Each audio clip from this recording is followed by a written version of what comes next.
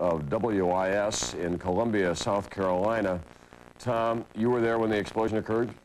Yeah, Tom, I was about 100 yards up the hill from it, and we heard what I could only describe as a tremendous boom that shook the ground, and it caught our attention. We looked down the hill, and we saw a large, bright white puff of smoke rise about 30 feet into the air. It took us about 30 seconds to make our way down to the area where the explosion came from, and we saw two victims on the ground in the middle of the intersection, both being attended to by about 10 or 15 bystanders and emergency workers that quickly, about 30 seconds after we heard the boom. And you talked to the FBI afterward?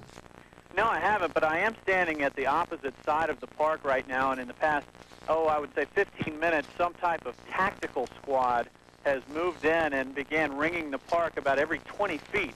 And the best way I could describe them is they are all decked out in black riot gear from head to toe, some of them wearing what appear to be combat helmets, others wearing black berets.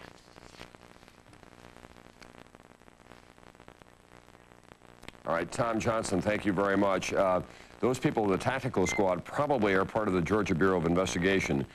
Georgia has a state unit that has been almost everywhere here, many of them at the Olympic Village where the athletes are staying, which I've been saying repeatedly is about 5 miles away. Let's go now to one of the WXIA reporters at the Olympic Village.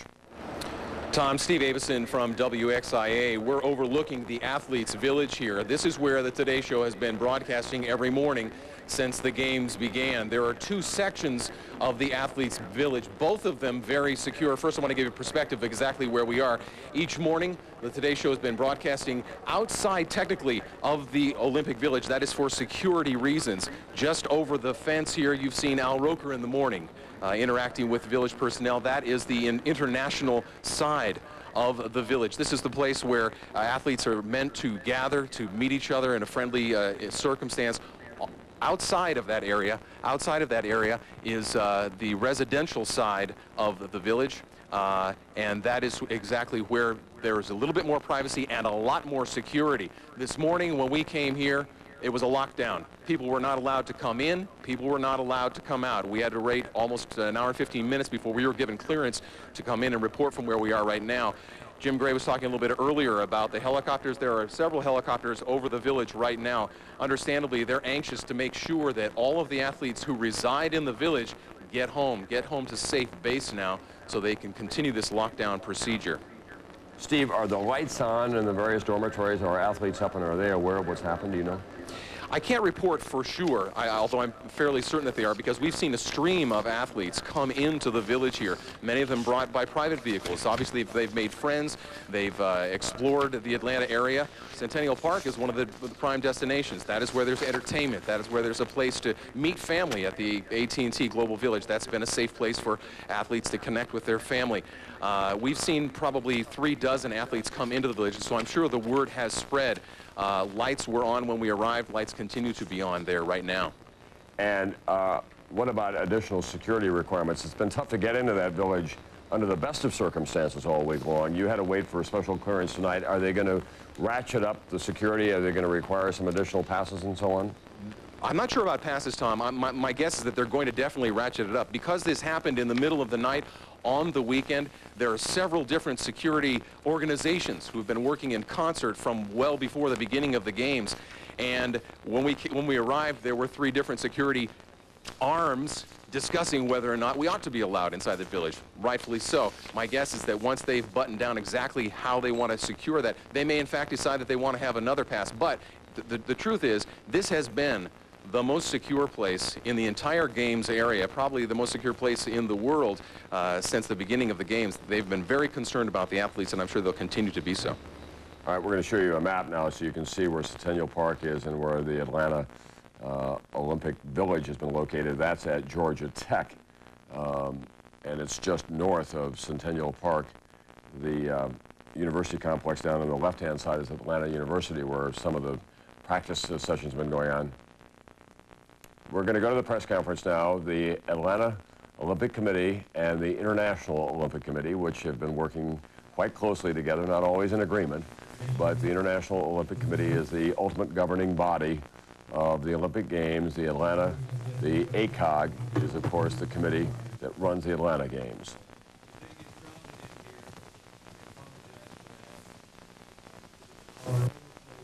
I can hear him.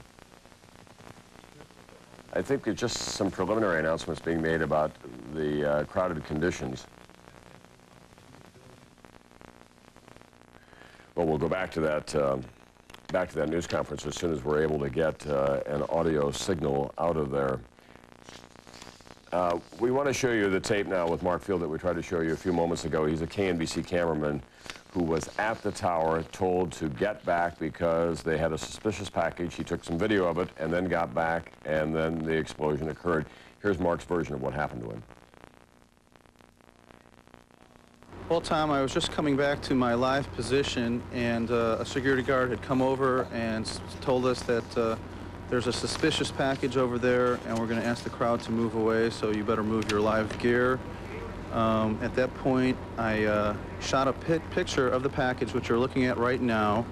It looked like a leather type of, just one of those small, soft leather bags, you might say. And at this point, the crowd that had been in front of my live location had already been evacuated. And at this point, I was moving my gear back and resetting to establish my signal live. And just as I was about to start rolling tape, there was a loud explosion, a flashbang explosion. My partner, Ron, was with me, was hurt. I like to say that he's okay. If his wife is listening, he's fine. And I was really concerned about him, and just like everyone else, I was in shock. Mark, do you have any idea whether, in fact, that package was the source of the explosion? Tom, as far as I'm concerned, that was the explosion. I saw the explosion. I was watching it. It was right in that location. I'm going to say 99% sure it was that package. That bottom left-hand corner of the mixed tower, as we call it. That's the sound and lighting stage. And we normally do our live shots approximately 15, 20 feet from that. All right, that's Mark Field, who is describing to all of us what happened to him tonight. Now, just about 4 hours ago, it happened at 1:15 this morning here in Atlanta. An explosion. It does now appear that it was some kind of a crude bomb. It could have been in that leather satchel that you saw in that videotape taken by Mark Field. Let's go now to Jim Gray, who's outside the committee headquarters of the Atlanta Committee on the Olympic Games and what's going on with the press conference that we've been expecting for about 30 minutes now. Jim, what's the latest?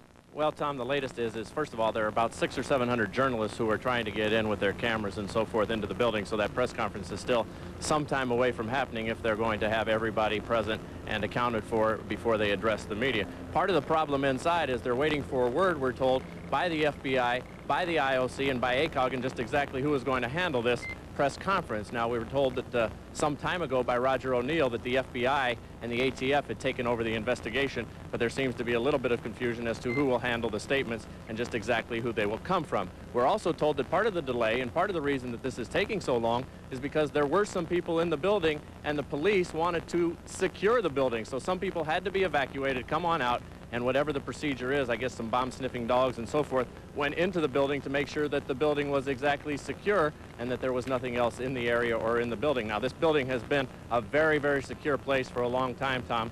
I have gone down to the Atlanta Centennial Olympic offices on numerous occasions. Everybody, for the past 3 years, has had to go through metal detectors, not only on one occasion, but a second occasion. First when you enter into the building, and then on a second occasion when you enter into the specific floor, and it is a 6- or 7-story floor. So the building itself probably should be secure and has been for a number of years. Now, about the Centennial Olympic Park, just in case you're interested, about 4 or 5 months ago, this building across the street from the Omni and the Georgia Dome, and this structure which now exists, was a desolate, downtrodden area where people would not venture. Downtown Atlanta is not a place where people usually come to congregate at night. This was built specifically because there wasn't any place like Lillehammer, the Storgata, or the Ramblas in Barcelona for people to come and have a central gathering and meeting place. And so this was built in place of a natural site like that.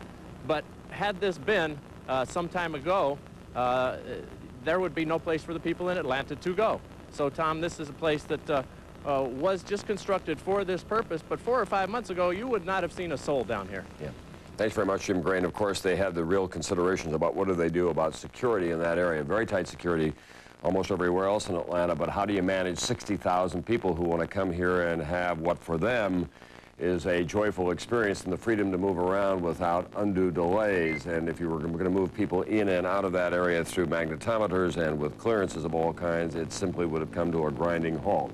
But if you don't do that, then you have the price that has been paid here this evening. Someone was able to get in there, some twisted mind, some willful person with some kind of a crude explosive device.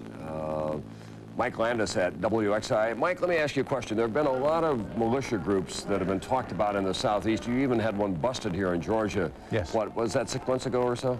Yes, actually we've had two different groups that have been involved there, and it appears that they are very, very small. Some were involved with rifles and bomb-making equipment and having done a video to show people how to make bombs. The others had bought the equipment for bomb making, and they had been busted in that area. But in terms of actually having done anything, blown anything up, there was nothing like that at all. This was sort of a preemptive strike, if you will, by the ATF and by the Georgia Bureau of Investigation. And of course, at the time, there was great concern. There was a lot of talk about, could this possibly be involved with the Olympics? Were these people planning to do something? And very, very quickly, ACOG squelched that one right away. Tom, let me share something with you real quickly here. We've talked to Mark Smith, who was an audio consultant for AT&T. He was up in the tower. He was mixing the sound for tonight's rock concert, and he says that it was an AT&T security guard who warned them about the bomb. Immediately told us all to clear out. So they came up on the mixed tower and said, everybody out of here now. So we were like, what? And they said, well, there's a possibility of a bomb in front of the tower. We want everybody out of here. So they got us all out. They got them all out, and of course, Mark is fine. He said that he went back to his hotel room, and he said he got down on his knees and said a lot of prayers of thanksgiving. Now, we had a situation tonight that was very, very sad as we ran into a man who had not been able to locate his wife. He'd been going from hospital to hospital.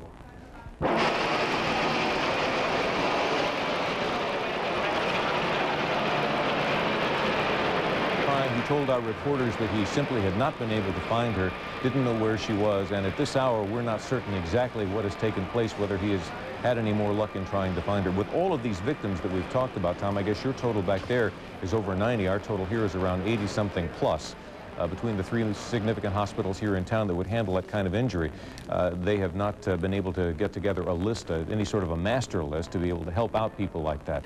This town is reeling over all of this. I mean, this is now 10 minutes after 5 o'clock in the morning. It happened just a fairly short time ago, only 4 hours ago, and certainly I can tell you that people are up all over our city, all over our area, all over the state, all over the country, looking at this, frightened by it, and wondering what it all means. Mike, let me ask you a question. The AT&T technician said that he was told that there was a bomb in front of a car. Is that the phrase that he used?